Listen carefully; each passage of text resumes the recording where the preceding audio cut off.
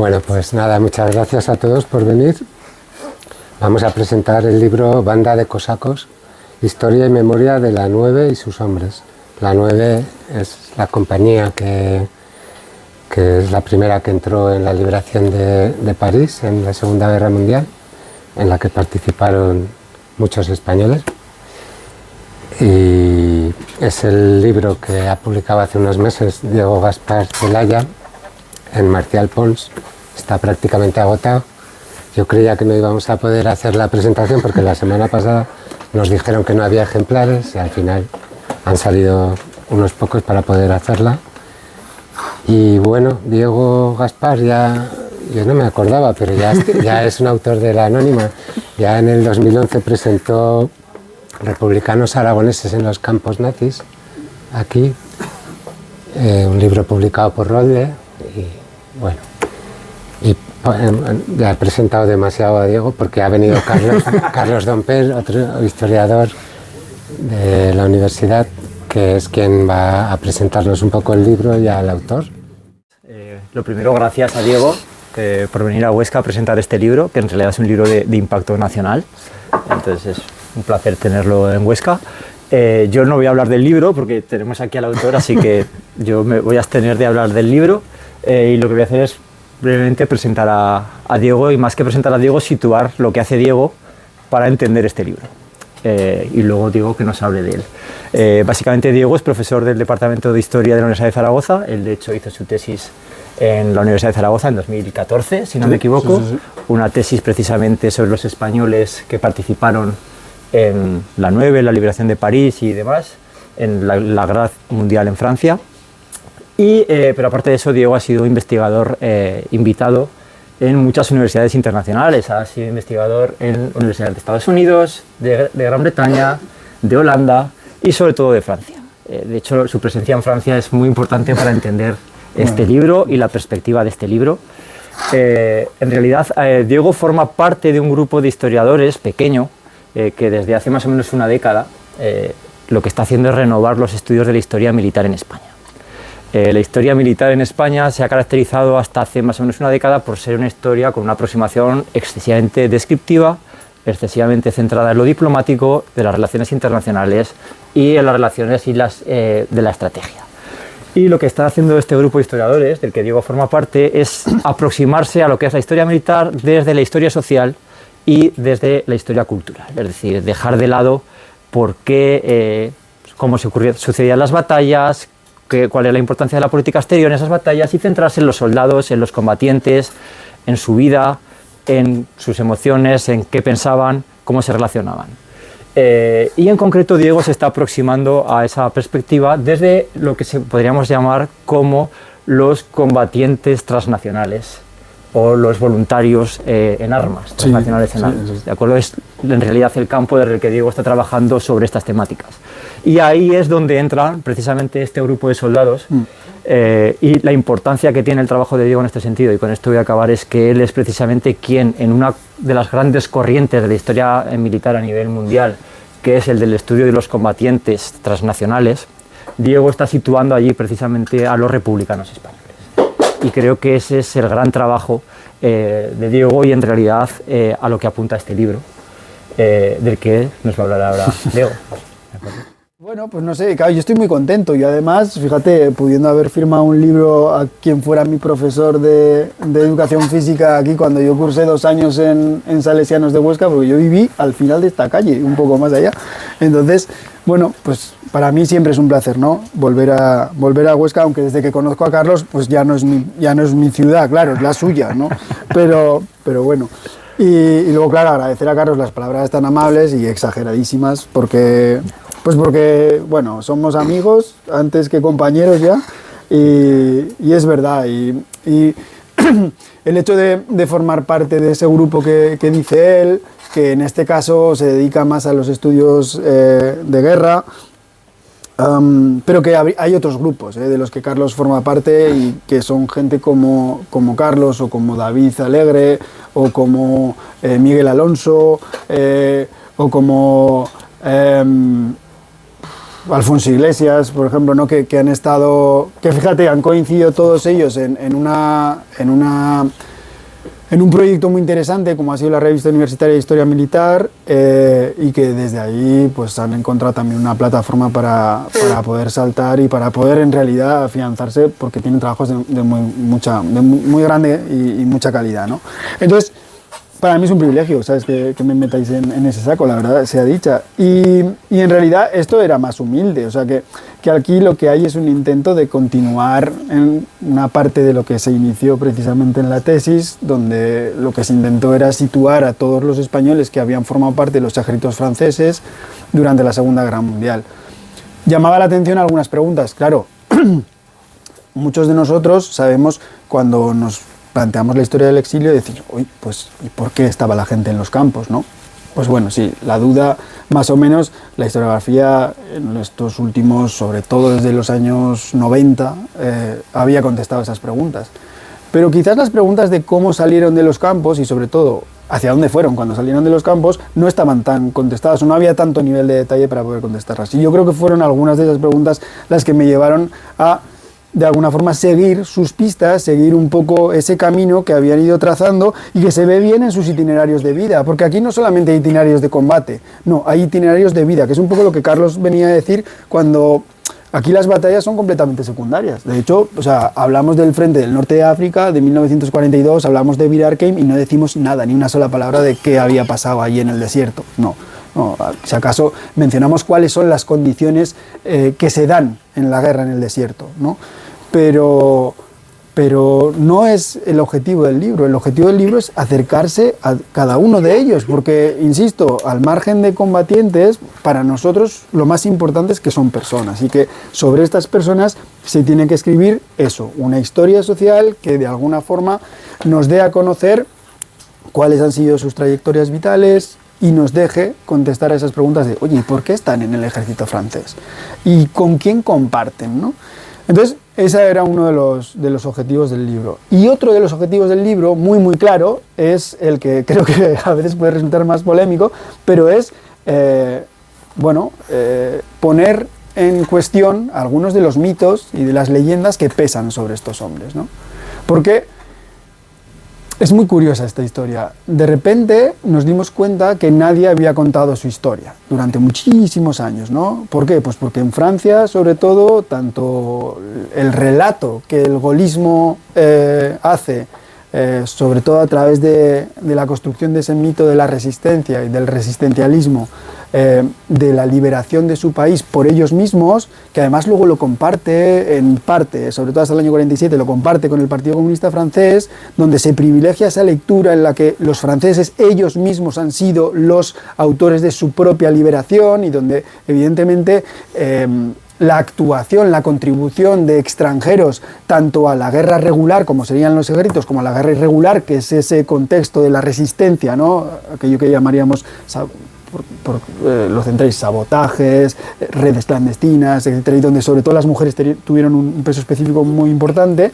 Bueno, pues en esas dos lecturas no aparecían. Y es curioso porque hay que irse hasta los años 70, finales, los años 80, para que empiecen a aparecer, ¿no? Para que primero sean los extranjeros, luego la contribución de antifascistas judíos, que van poco a poco, de alguna forma, calando en el discurso y sobre todo llamando la atención de la opinión pública en Francia, que de repente comienza a hacerse preguntas, ¿no? Preguntas que además va a también hacerse por un lado con eso y que va a hacerse con su propio pasado y diciendo, bueno, y nosotros, si nosotros no todos estábamos en la resistencia como nos lo han contado ahora, estábamos colaborando, y ahí surge otro gran tema, ¿no? Como es la colaboración, efectivamente.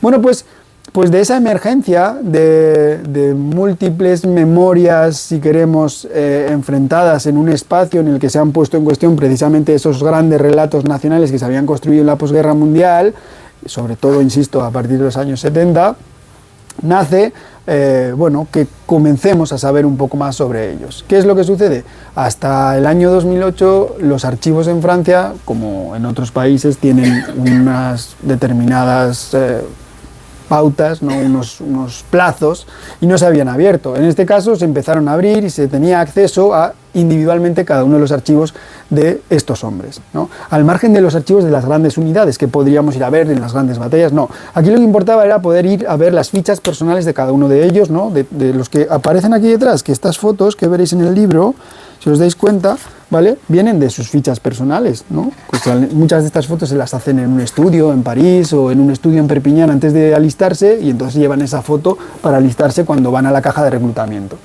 Bueno, pues esa es la base del trabajo, la comparación con lo que había antes, pero sobre todo el acceso a nuevas fuentes que hay en Francia, que también hay en Inglaterra, que también hay en Estados Unidos una parte, que hay en el Instituto de Historia Social en Ámsterdam, y todas ellas, puestas en relación, nos dan, pues eso, algo diferente. ¿Por qué es algo diferente? Porque ni es una compañía llena de franceses que sean ellos los que son responsables de la liberación de su país, en este caso de la capital, que sería la gran batalla, ¿no? Como es la liberación de París. No ese es el caso, pero tampoco es lo que hace 15 años comenzaron a contarnos, o hace casi 20, ¿no? Entre 15 y 20 años nos empezaron a contar de que todos eran españoles.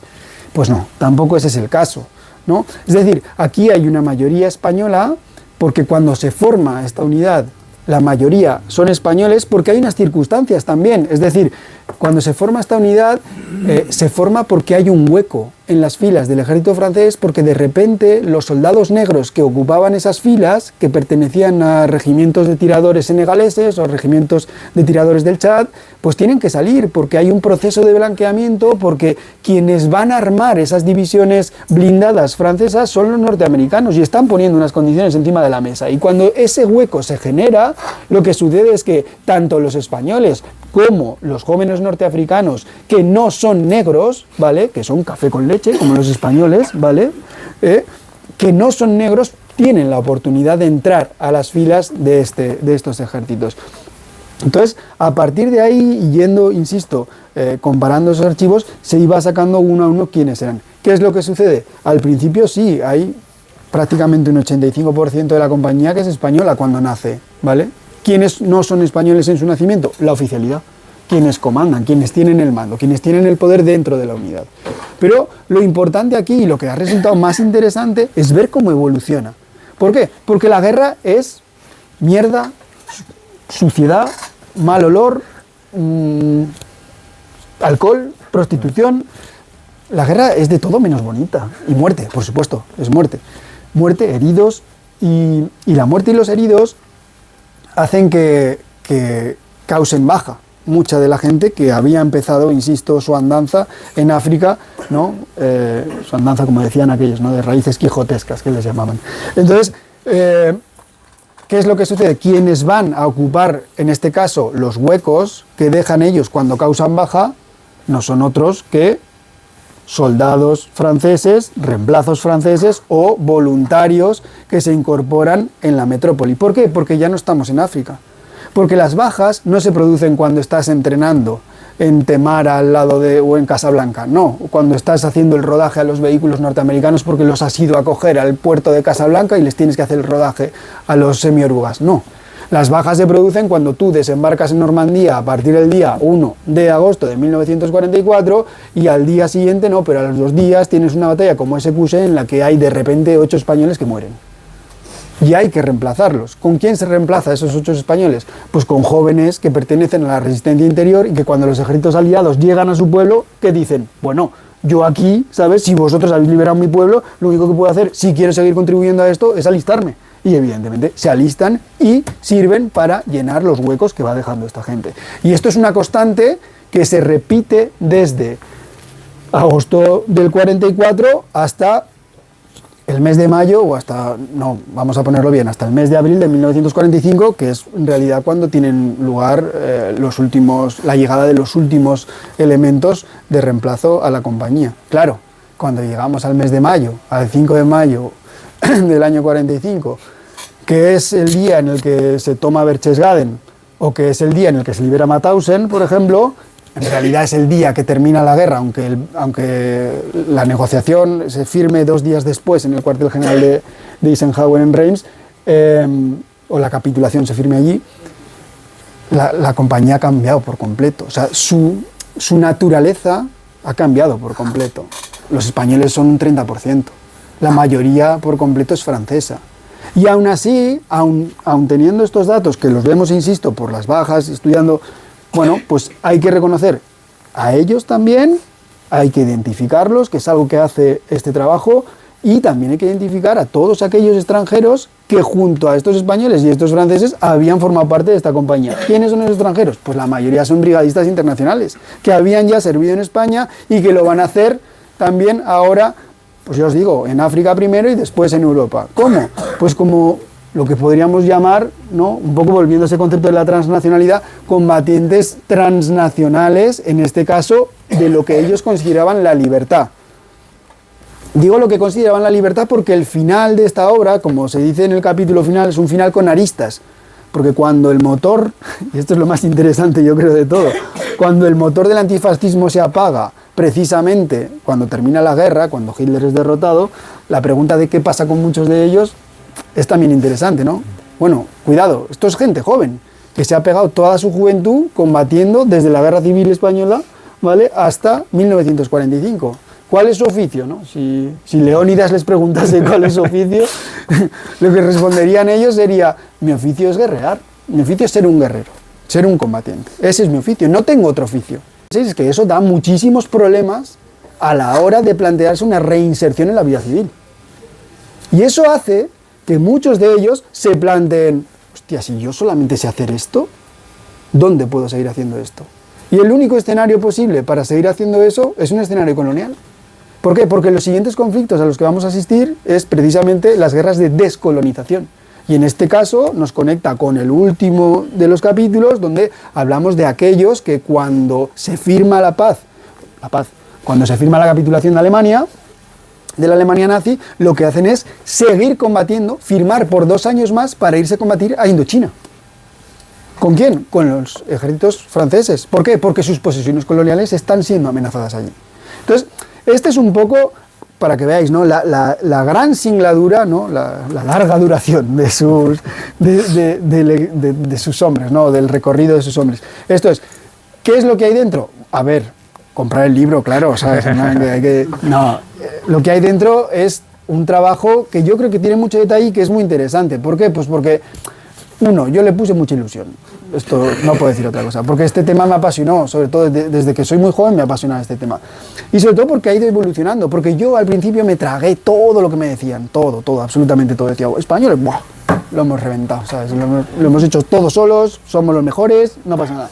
Y yo fui el primero, ¿sabes?, que decía: vale, ¿por qué? Porque no había tenido acceso a otros archivos, pero cuando rascas y cuando vas viendo que esto se comparte con mucha otra gente y que esa otra gente lo que tiene son experiencias parecidas, experiencias transnacionales. ¿Por qué? Porque han servido en España, porque luego hay otros que sirven en Francia, porque además comparten a veces los rangos de la Legión extranjera antes de entrar, o del Cuerpo Franco de África, antes de entrar al ejército de Leclerc, de luchar con De Gaulle.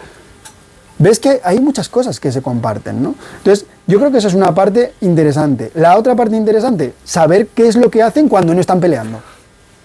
Que yo creo que es lo fundamental, ¿sabes? Porque nos pensamos que la guerra es estar todo el día pegando tiros. No. Es imposible, es un ritmo que no se puede llevar, vamos. Ni con droga, eso es imposible, vamos. No se puede. Digo lo del ni con droga porque los drogaban, ya lo sabéis, o sea que... Pero... no se puede. Entonces, claro, para mí era muy interesante saber qué es lo que pasaba en los periodos de entrenamiento, dónde tenían lugar esos periodos de entrenamiento, qué se hacía en esos periodos de entrenamiento, qué es lo que pasaba cuando estaban de permiso, qué es lo que hacían, qué es lo que pasaba. Fijaros, la propia intendencia de la compañía es muy interesante. A mí hay algo que me fascina, que son, siempre lo digo, pero los informales, que el propio capitán de la compañía realiza cada vez que van a ser instalados en un nuevo lugar, y lo primero que hace es, bueno, hacer un informe de la calidad que tiene la cerveza y el whisky que venden en el sitio al lado. Porque le preocupaba mucho. Claro. ¿No? Porque le preocupaba muchísimo. Entonces, bueno, claro. Entonces, yo creo que ahí el nivel de detalle es fantástico, entre otras cosas, porque las fuentes nos han dejado llegar a este detalle, y cuando esas fuentes se combinan con el testimonio de a quienes pudimos hablar con ellos, antes de que muriesen, o con el testimonio de aquellos que otras personas recuperaron, ¿no? Porque hay tanto periodistas como otros historiadores y otros autores que pudieron entrevistar a más gente que yo antes de que se marchasen para siempre. Cuando se combina, y a los que se les reconoce, por supuesto, el trabajo, nada más empezar en los agradecimientos, ya aparece ese agradecimiento. Bueno, pues cuando llegamos ahí, lo que vemos es que también sus percepciones personales y sus vivencias personales al margen de la guerra son muy interesantes, ¿no? Yo siempre cito la misma, ¿no? O sea, tenemos hasta el testimonio de alguien que nos cuenta cómo perdió su virginidad en un prostíbulo de Argel, que es algo, o sea, me parece fantástico, ¿no? Entonces, algo que, bueno, pues en un nivel de detalle fantástico, que lo encontramos ahí y que luego, por otro lado, lo podemos ver con una sanción.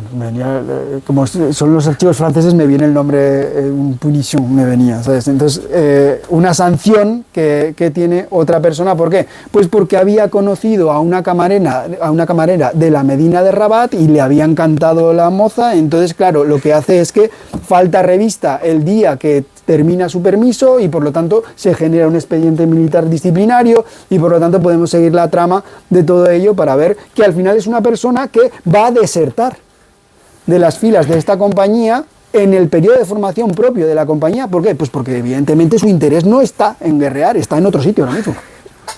Entonces, yo creo que lo que tiene de bonito y lo que tiene de interesante el libro es esto, es que son historias de vida mezcladas todas para, evidentemente, construir una historia de esta compañía que al menos hasta ahora no se había visto nunca. Eso os lo puedo asegurar. Entre otras cosas porque hasta ahora sabíamos que habían formado parte de ella 150 hombres. Aquí hay identificados 360.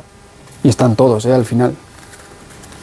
Los tenéis ahí todos en un anexo, ¿vale? Y a partir del miércoles en una página web del Gobierno de Aragón estarán. Así que, pero insisto, están identificados y está de alguna forma el intento de entremezclar, de relacionar sus historias de vida para generar esto que, ya os digo que a mí me hace especial ilusión. Bueno, gracias. Bueno.